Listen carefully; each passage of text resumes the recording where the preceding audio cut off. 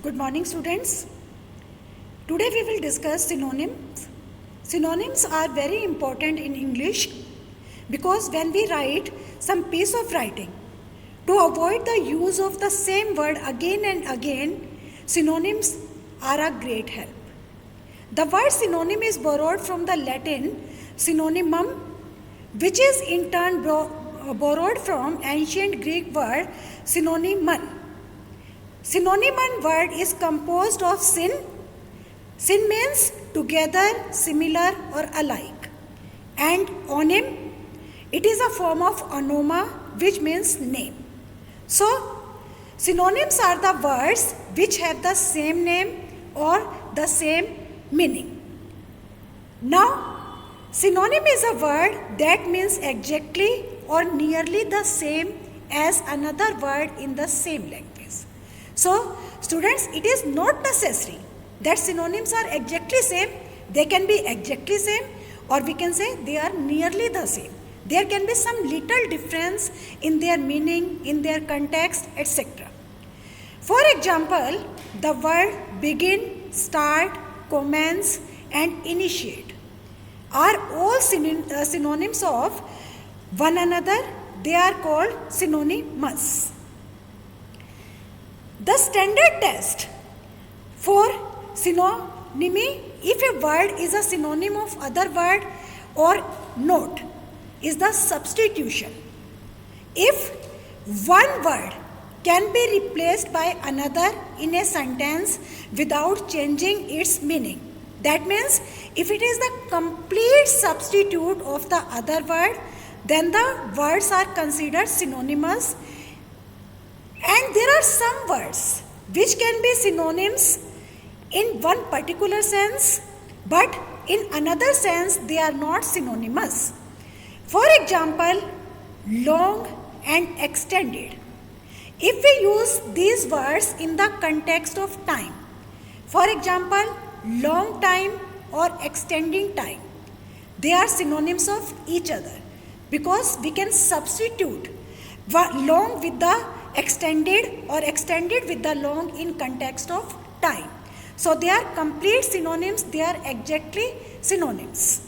But if we use long with the family, then we can say long family or large family, but we cannot use extended family. So long and extended are not the synonyms in every sense. They are synonyms in one particular sense, in the sense of time, but not in the sense of the family, because in the sense of family, extended can never be used. Now, English, with its long history of absorbing terminology from a wealth of other tongues, is a language particularly rich in synonyms.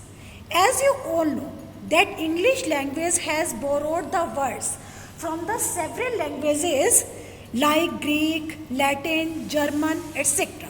So its terminology is very large, it is very rich language.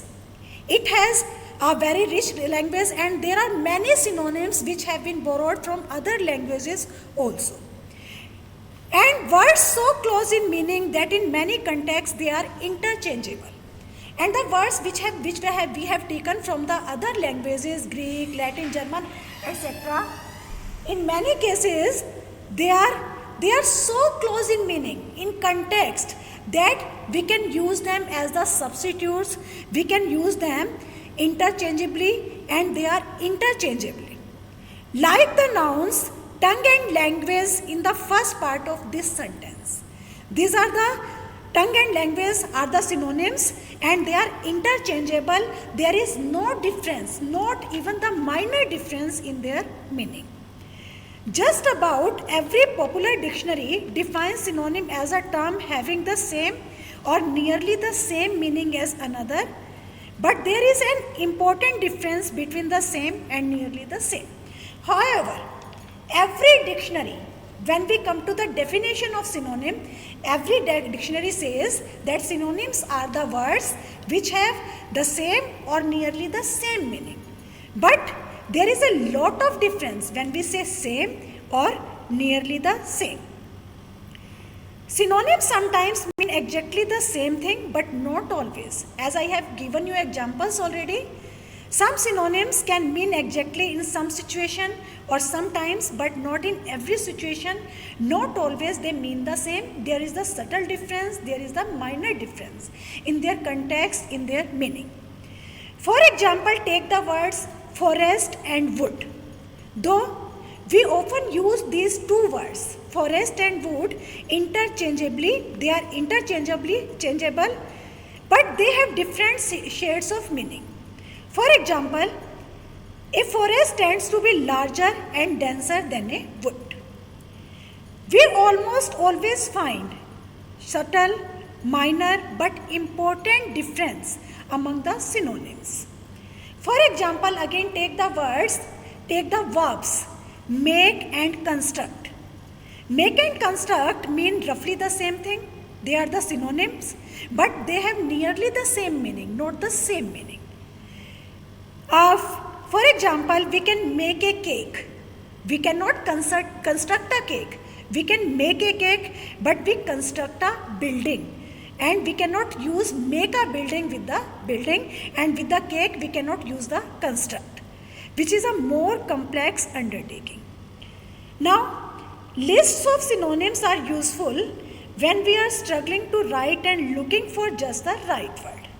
When we are writing some piece of writing, like we are writing an essay, a story, and we are groping for the words, we are searching for the words to avoid the repetition of the same words over and over again, then we can take the help of the synonyms. Synonyms come to our rescue, but when we use the synonyms in a particular context, each word must be considered in light of its specific definition, its specific use, how we have to use that, if we can use this word in that particular sentence, in that particular piece of writing without changing its meaning, without affecting its meaning.